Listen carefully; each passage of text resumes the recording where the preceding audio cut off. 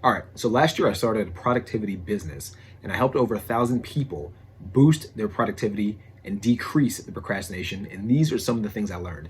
I learned about 5 different things that most people fall prey to, and I want to share those things in this video and give you solutions on how you can avoid being in the same shoes as those people, and probably most people in general. So, number one, the first thing that people do, the first mistake that a lot of people make that you shouldn't make is not have a goal. I've said this in so many different videos. That I've created, and I bring this up all the time. But one of the main things I always see people do, whenever people reach out to me, whenever I get a client, one of the things I always ask is, what are your goals? And what I found consistently is that so many people don't have concrete goals. It blows my mind.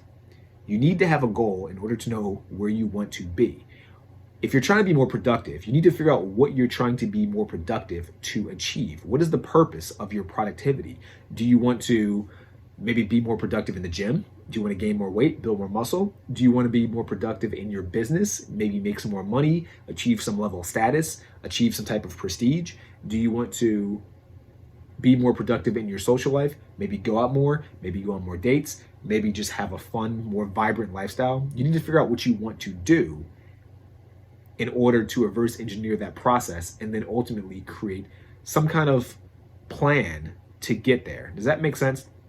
And that's where most people, I feel, fall short. They don't have a concrete plan in place. They don't have a concrete goal. I think that's where most people mess up. They don't have a goal. Now, when it comes to a goal, some people might say, many people might ask, what exactly would you suggest I do when it comes to creating a goal? What exactly would be the criteria that I should follow when I create a goal?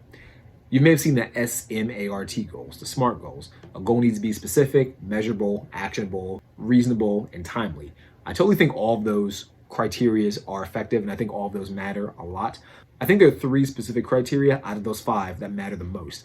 And I think those 3 are that a goal should be specific, it should be measurable, and it should be timely. I think those are the 3 that matter the most. And the reason why I say this is because, 1, it needs to be specific.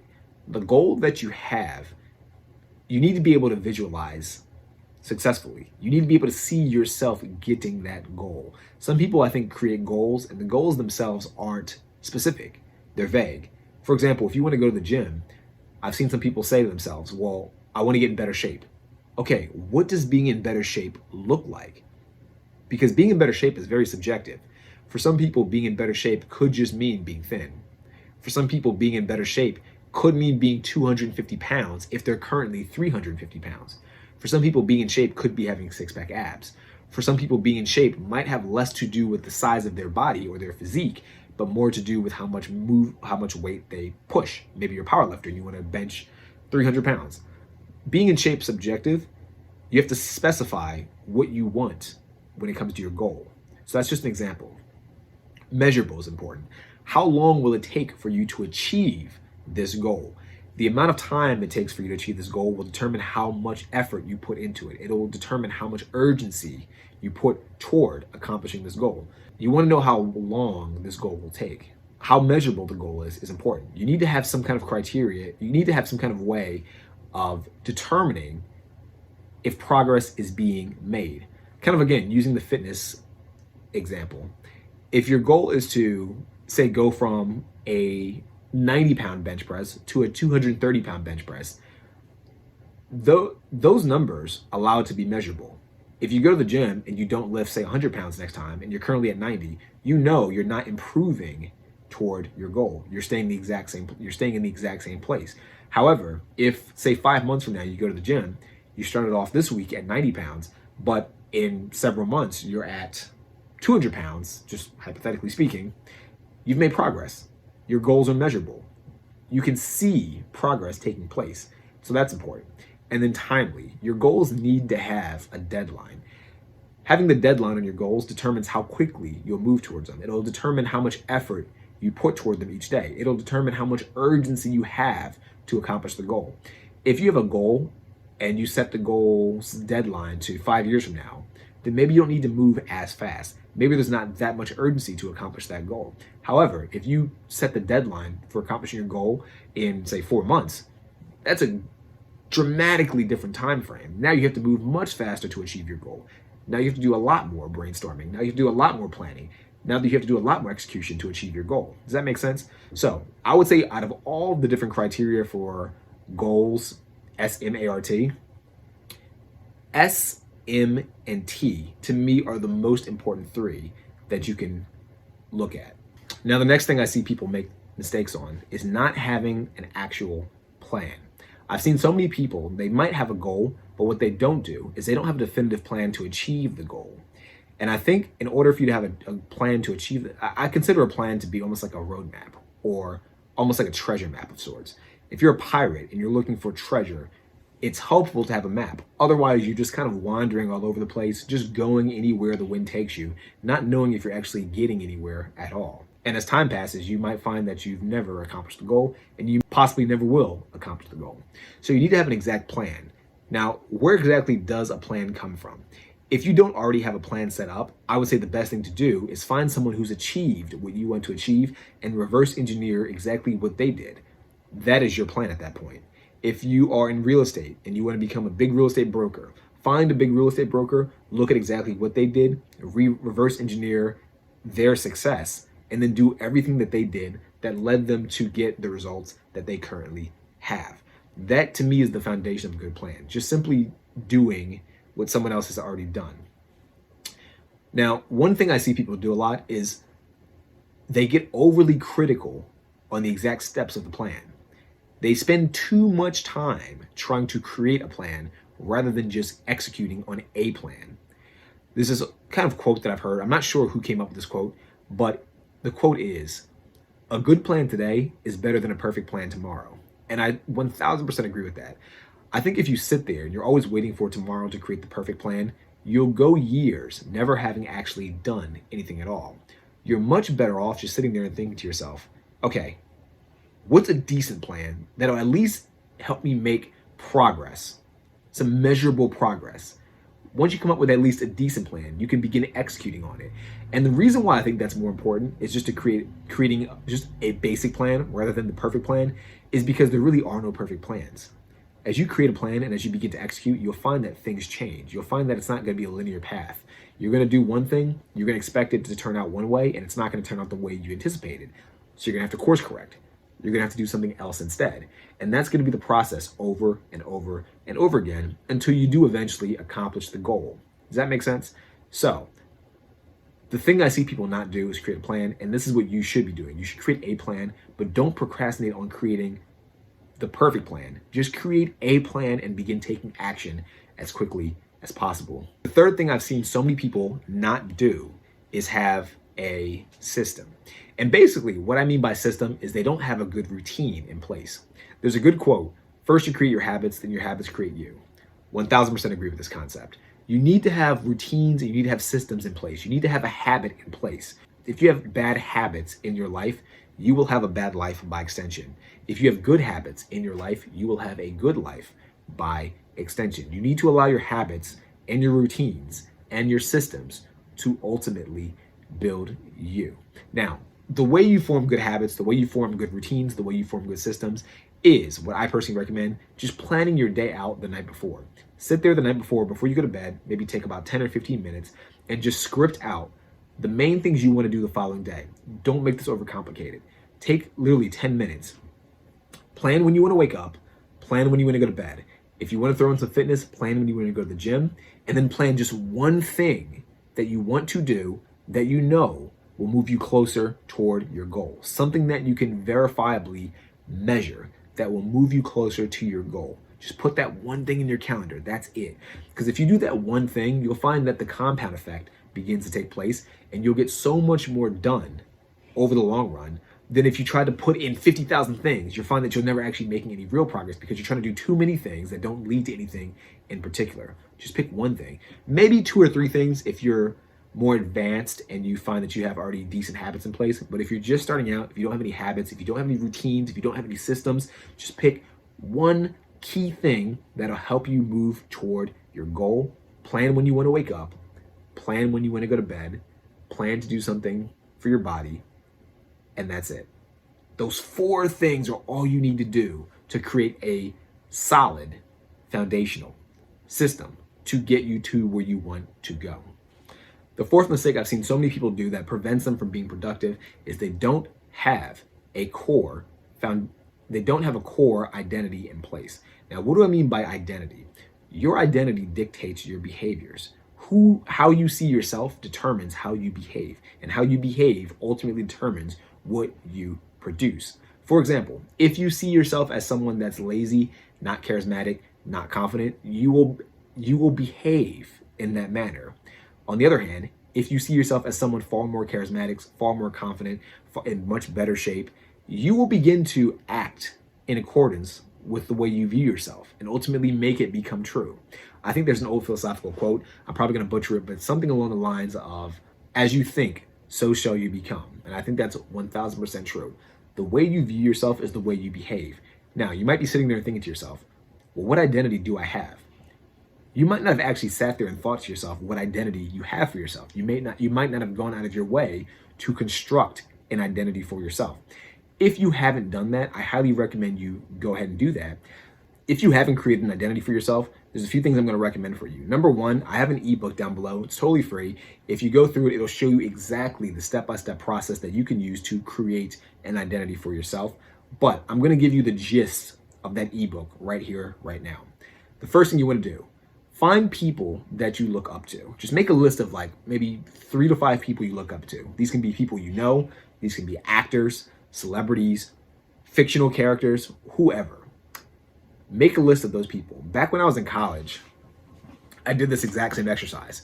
And 2 of the people I looked up to the most, they're fictional characters. One was Eddie Moore from the movie Limitless. I was inspired by him. I liked the way he kind of lived his life. He was kind of an intellectual, but he's also kind of this charismatic kind of socialite. And I thought that was super appealing. I wanted to be like that. Second person was Hank Moody from the show called Californication. Hank was just, to me, one of the coolest people. The way he dressed was kind of cool. Like, he didn't put in much effort, but it also was kind of stylish in a way. He was attractive to women. A lot of women liked him. They liked being around him. He was witty. He was charismatic. He was kind of a goof in a little bit, but he wasn't like weird or strange or anything like that. And he was a writer, and I kind of respected that aspect of him being a writer. And he had a very good vocabulary, and I like that a lot. That's where I started, and that's what I recommend you do. Make a list of people you like. Again, fictional, real, whatever. And then what you're going to do from there is you're going to take the traits from those people that you like and list them out. So if you like the way one of your people on your list dress, list it out. If you like the way some of them talk, list it out. If you like the way that they style their hair or the way they dress, list it out. List everything out that you like from those people. And it doesn't have to be a huge list from each person. It can just be a general list of all the things you like from all of those people combined. Now, once you create that list, the next thing you're going to do is you're going to just mimic it. You're going to do exactly that. If someone you admire wears a certain type of clothing, you're going to go out, you're going to buy that clothing, and you're going to wear it. If they drive a certain car, and if you can afford it, go out, try to find that car and buy it.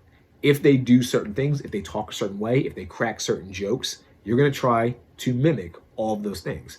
And I will say that in the beginning, it's going to feel a little bit awkward. It's going to feel a little bit disingenuous. It's going to feel a little bit strange. But give it about a month, 2 months, 3 months, and you're going to find that you're going to act more like those people, and you're not going to even notice. You're going to start just doing it by default because you're making a habit out of mimicking them.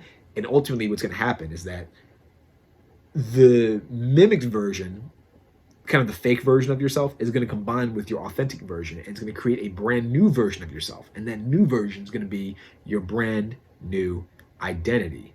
There's a good saying that I heard back in the day, and basically the saying is, you don't think your way into a new way of acting, you act your way into a new way of thinking. So if your identity, or at least if your desired identity, is to say become more of a playboy, you're going to have to act in a way a playboy would act. And then by doing so, you're going to fail a lot. You're going to fuck up. You're going to feel awkward. You're going to feel uncomfortable. But eventually you'll start to take on the traits of this playboy that you want to be. And by doing that, you'll ultimately become that guy. It'll be a combination of the person you're emulating and who you are authentically. Does that make sense? Same with anything. If you want to become someone that's more in shape, you're going to need to act in a way You're gonna need to act like the kind of guy that is in shape. You're gonna need to act like the kind of guy that lifts 6 or 7 days a week. And by you acting in that way, you'll take on those traits and embody them. And you'll combine the emulated version of yourself with the authentic version of yourself and become a brand new person. So that's the way I recommend you create a brand new identity. And you'll find that once you create a brand new identity, everything's built in. A lot of things are built in. If your identity is that you are a productive person, then you don't have to try to be productive. You are productive, and that'll make being productive that much simpler. Hopefully that makes sense. The fifth mistake people make when they try to become more productive is they lack accountability. And this is one of the hardest things for people to grasp. It's easy to lie to yourself. It's easy to make excuses for yourself.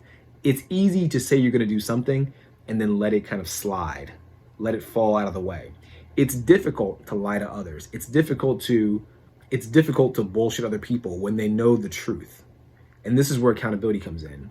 If you have someone looking over your shoulders, if you have someone watching you, someone coaching you, it's far more difficult to not make progress because that person will get on you and you'll feel guilty by not living up to their standards. You'll feel guilty by letting them down. It's strange sometimes. We allow ourselves to let ourselves down, but we don't allow ourselves to let other people down. We don't allow ourselves to, I can't tell you what it is, but for whatever reason, we as humans struggle a lot to make commitments with ourselves, but we're far more inclined to make commitments to other people. It's kind of like a doctor's appointment. Sometimes you might have a doctor's appointment and you get there on time, or you show up on time, or you show up early even. Or back when you were in school, you may have been the first one to get to class, or you may have always gone to class, or you, for the most part, got to class on time. But when it comes to making appointments with yourself, when it comes to being accountable to yourself, when it comes to doing things for yourself that's in your best interest or that's in your best interest, you deny yourself of that. And I'm not too sure why people do it. I think it's because we don't want to be judged by other people. We're okay with judging ourselves negatively, but we don't want other people to judge us negatively. That's my belief. But regardless, not having that accountability is holding people back from not being as productive as they can. It's difficult to have a plan, share your plan with someone else, have someone else call you out on your plan, only for you to not have actually achieved anything in your plan. Does that make sense?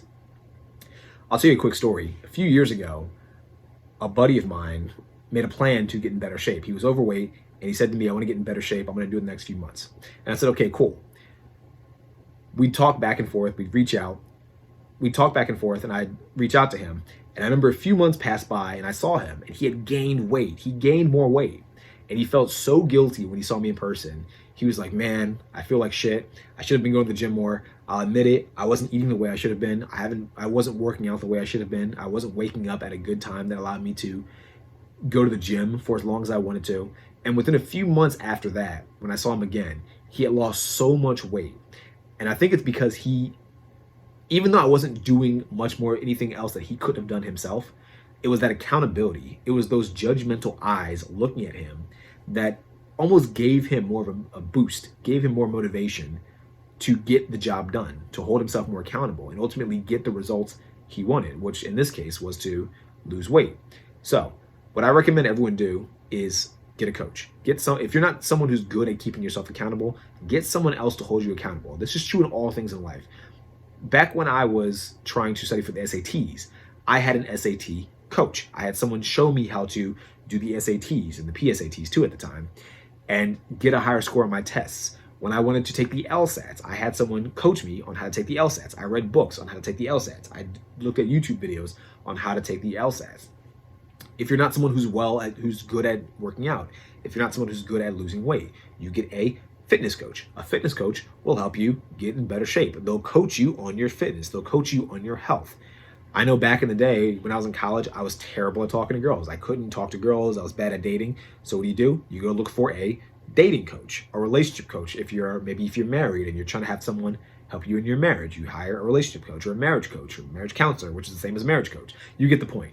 You need a coach or someone to give you more accountability if you want to improve. If you want to be more productive, it's in your best interest to hire a productivity coach. Now, if you're interested, there's a link below. You can click on it. It'll take you to a Calendly link. It'll be a one-on-one session with me, and I'll walk you through all of your problems.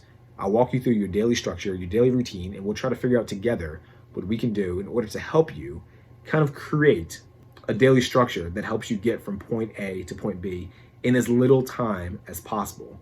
Hopefully that makes sense. But just a quick recap, the 5 things people don't have, the 5 things I found people don't have that's holding them back from being productive. Number 1, they don't have a goal. Number 2, they don't have a plan. Number three, they lack a good system. Number 4, they lack a powerful identity. And number 5, they lack accountability.